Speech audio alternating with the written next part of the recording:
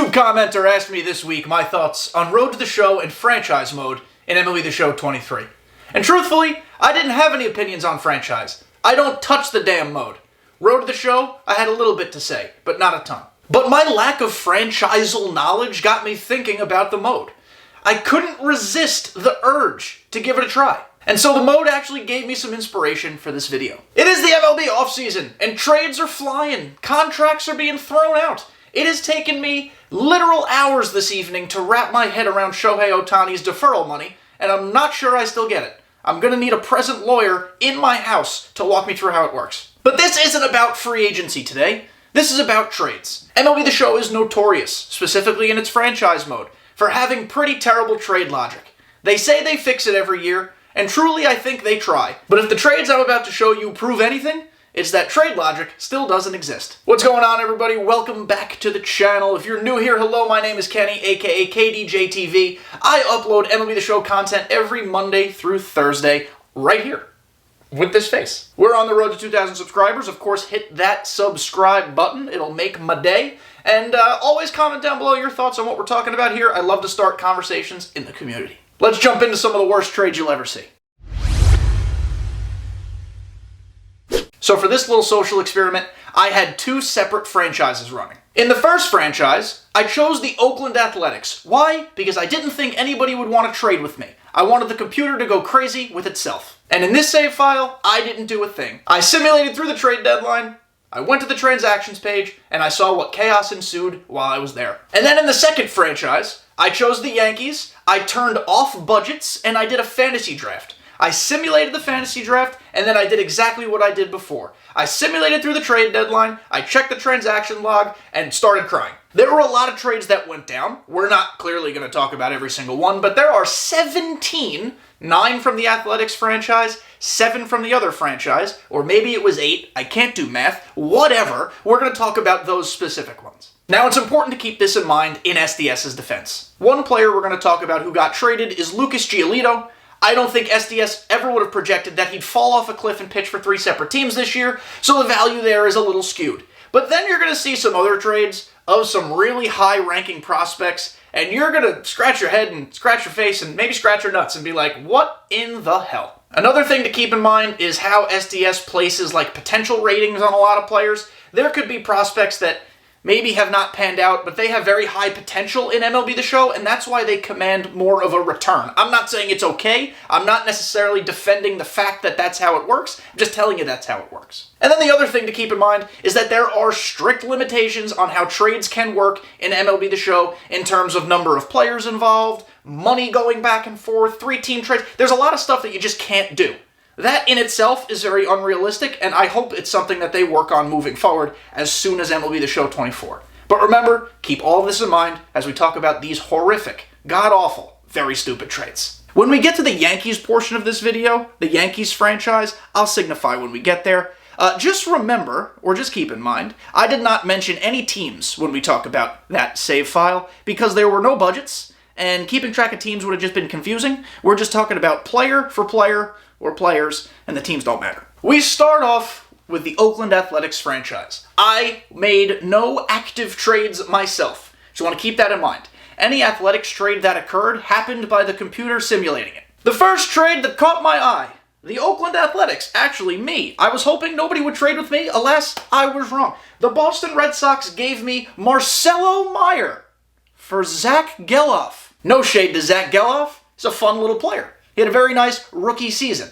I'm not sure if he actually... Will he be a rookie next year? I don't know. You'll have to answer me that question in the YouTube comments. He might not have played enough to be. I think he is, but whatever. The Red Sox traded their top prospect for a middle infielder. And when I say middle infielder, I know Marcelo Meyer is a shortstop, but Zach Geloff is just like a middle infielder. I hope he has a nice, long, successful career. He certainly is toolsy, and he has some stuff that might stick, but it's Marcelo Meyer, guys. It's a different class of prospect. The second trade we need to talk about is a player who also ends up getting traded in the Yankees portion of this video, and I need you all to sit down now, because it's going to make you upset. The Miami Marlins of Miami acquired Pete Alonso for Jacob Berry and Jose Devers.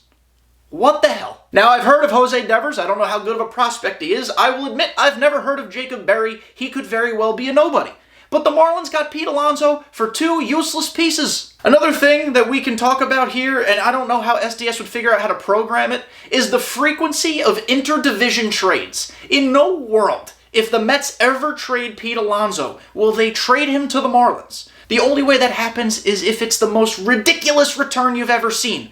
I'm pretty sure Jacob Berry and Jose Devers ain't that. Here's another Athletics fleece job. And as good as the Marlins did in the Pete Alonso trade, they did absolute horseshit in this one. The Miami Marlins acquired Brent Rooker, a nice little DH corner outfield bat, plenty of power, at the trade deadline, potentially not a bad pickup.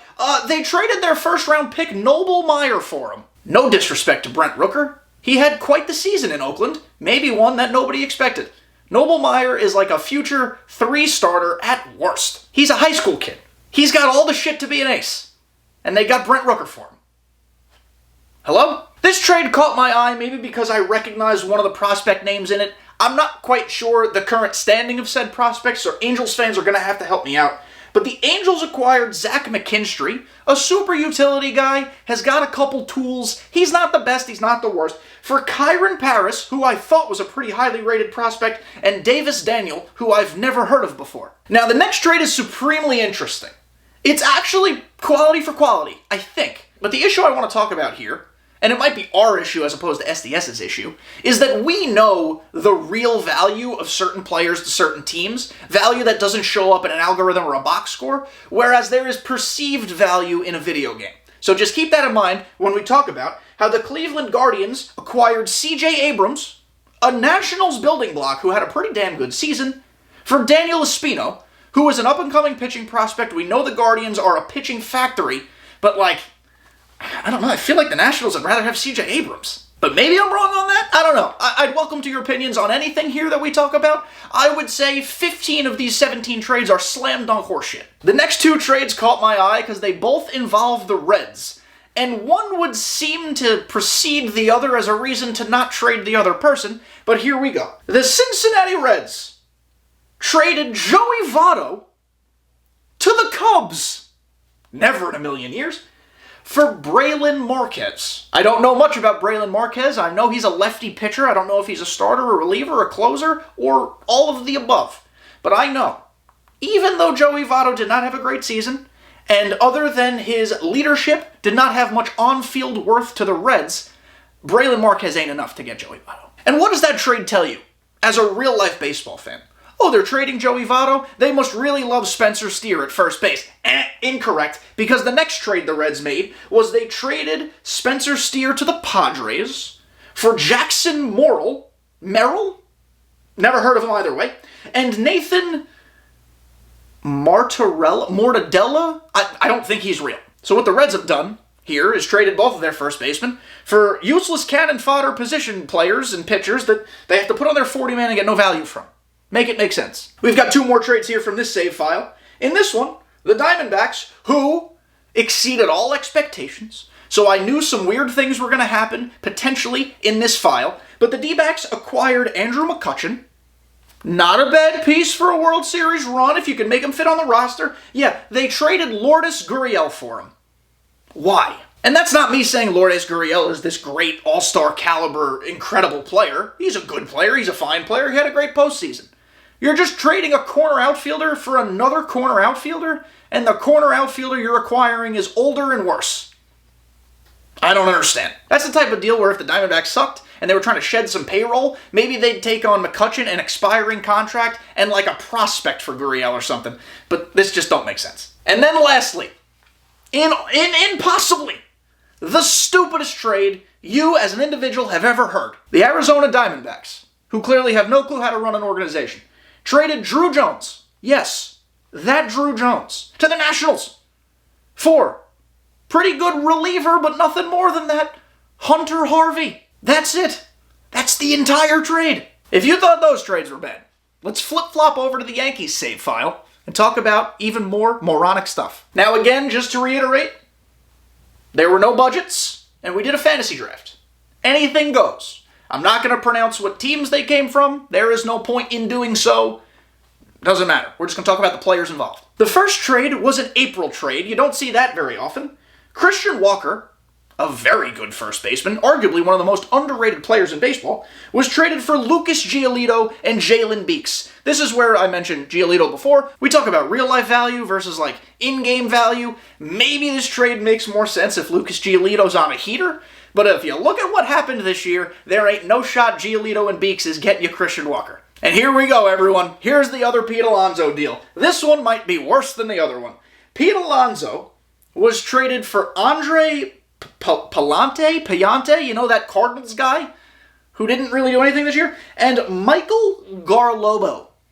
That's not a real person. So clearly there is something in SDS's algorithm that says Pete Alonso, who is not on an expiring contract, needs to be traded for 2 shite prospects. It happened twice in the span of 20 minutes. I don't get it. Next up, this one hurts to say as a disgusting Yankee fan that I am, Gary Sanchez, who was not on the Yankees at time of this trade, but still, disgusting Yankee fan. Gary Sanchez, an okay player at best, was traded for, you know, Brewers' like arguably top prospect Garrett Mitchell, and another guy named Francis Peguero, a closer. Gary Sanchez got 2 people coming back for him. In this trade, Willie Castro was traded for Stephen Kwan. Now, if this were the save file where Stephen Kwan was still on the Guardians, that would make no sense, because Stephen Kwan basically epitomizes what the Guardians are all about. Don't hit the ball over the fence, slap the ball around the field, and just pester opposing managers and pitchers. That's all the Guardians do. But this trade, even as a not Guardian, is dumb. This next trade I really want your opinions on. I don't know what we think as a society of Alec Bohm. I know Phillies fans are probably big fans of him, and that's fine. I'm not degrading Alec Bohm here. But I'm trying to figure out if we still think of him as not a prospect, but like someone with room to grow. Maybe Alec Bohm is just Alec Bohm at this point. And if that's the case, maybe this trade makes more sense.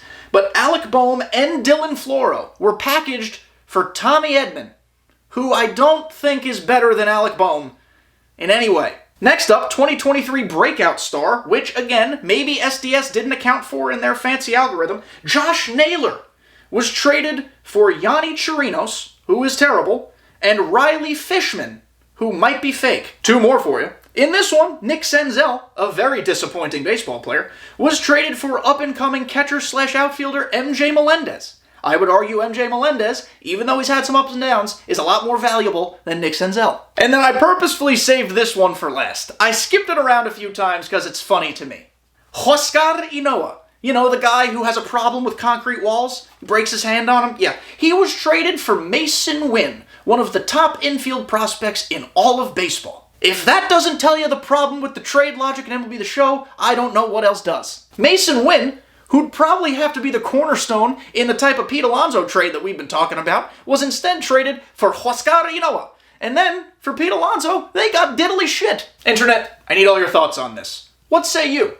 As I said at the top, I don't play franchise a lot. But in the 20 minutes that I dicked around with it, some of the stupidest things happened on a diamond that I've ever seen. If you play franchise more than me, let me know some of the weirdest trades you've seen happen. Or let me know some of the weirdest trades you've executed. Or let me know what you think about franchise. Really, just let me know what you think. Thank you guys for making it to the end of another Whiteboard Wednesday. Hit that sub button.